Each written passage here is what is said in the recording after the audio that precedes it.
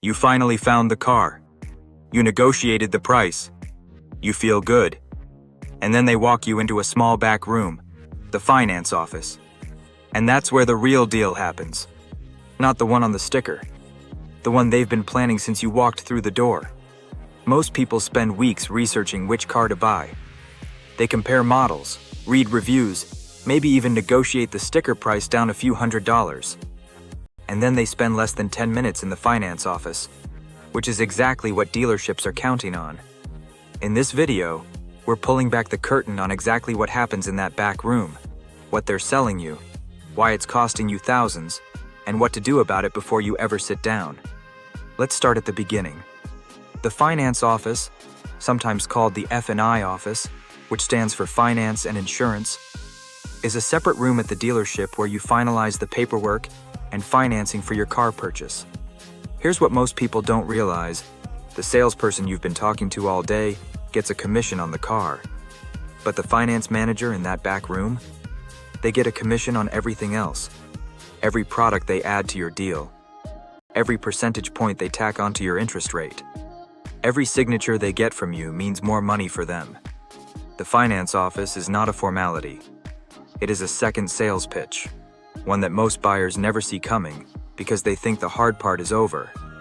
Before we get to the add-ons, let's talk about financing, because this is where dealerships make some of their biggest money, and most buyers have no idea it's happening.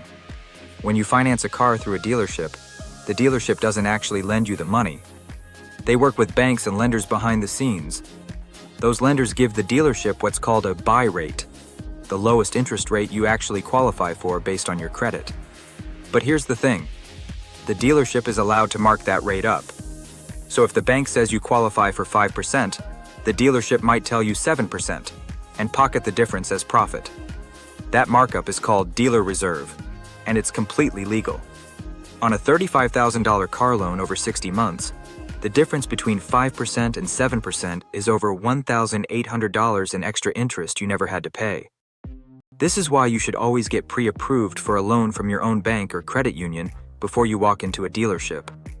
When you show up with your own financing, you have leverage, and you're no longer dependent on whatever rate they feel like offering you. Once the financing is settled, the finance manager moves to the product pitch. They'll present these quickly, often bundled together, and the goal is to get you to say yes before you've had time to think. Here are the 5 most common ones, and what you actually need to know about each. This is the big one. An extended warranty, also called a vehicle service contract, is extra coverage that kicks in after your manufacturer's warranty expires. It sounds reasonable on paper. Cars break down. Repairs are expensive. Why not protect yourself? Here's the problem. Extended warranties sold through dealerships are massively marked up. A contract that costs the dealership $800 wholesale might get sold to you for $3,000 to $4,000, and they'll roll it into your monthly payment so it feels invisible. If you want an extended warranty, and for some cars it does make sense, you can buy one directly from a third-party provider after the sale, often for a fraction of the price. Never buy it in the finance office in the moment. Gap insurance covers the difference between what your car is worth and what you still owe on your loan if the car gets totaled. This one is actually useful, under the right circumstances. If you put less than 20% down on a car that depreciates fast, you could owe more than the car is worth the moment you drive off the lot. But dealerships charge $400 to $900 for gap insurance.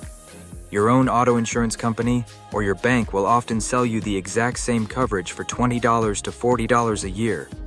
Always check with your insurer first. This one is almost never worth it. The dealership will charge you anywhere from $200 to $800 for a coating applied to the paint and interior fabric to protect against stains and fading. In reality, most of this can be replicated with a $15 can of Scotchgard and a $30 ceramic spray from any auto parts store. Just say no. Credit life insurance pays off your car loan if you die. Credit disability insurance makes your payments if you become disabled. These sound important, but they're almost always overpriced.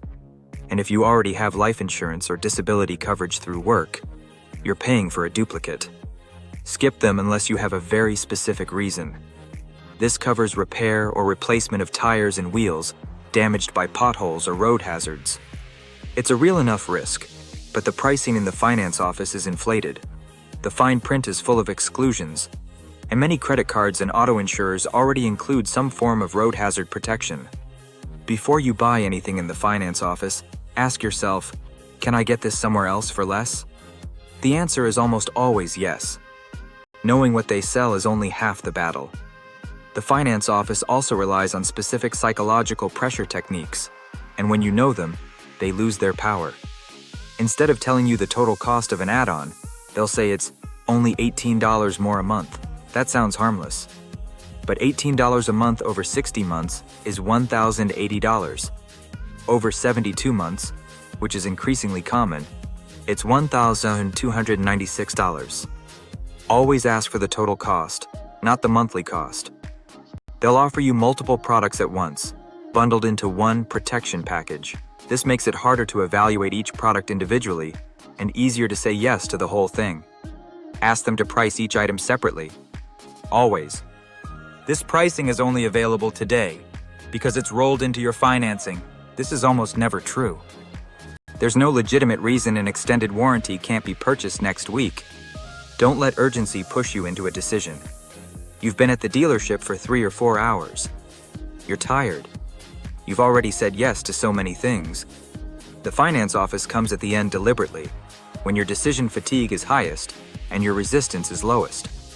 Here's the good news.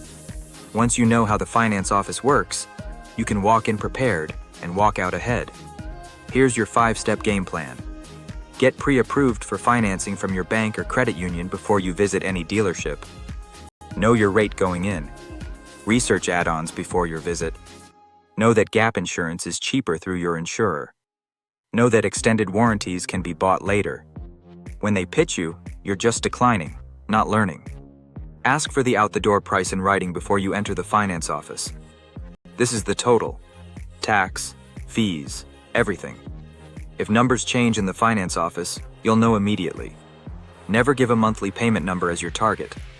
This is what lets them manipulate the term length and add-ons invisibly. Always negotiate on total price, not payment. Say, I'll think about it, to every add-on. If they push back, say you'd like to review each item in writing before signing. A legitimate finance manager will respect that. A predatory one will show their hand. The finance office isn't inherently evil, but it is designed to make money from people who don't know how it works. Now you know. The next time you buy a car, you won't be walking into that room blind. You'll know exactly what they're selling, why they're selling it, and what it's actually worth. If this video helped you, drop a comment below. What's the most surprising thing you learned today? And if you're serious about getting control of your finances, check out the link in the description. We've got resources over at dailyguideworks.com that break all of this down even further. Like and subscribe if you want more content like this. We publish every week. See you in the next one.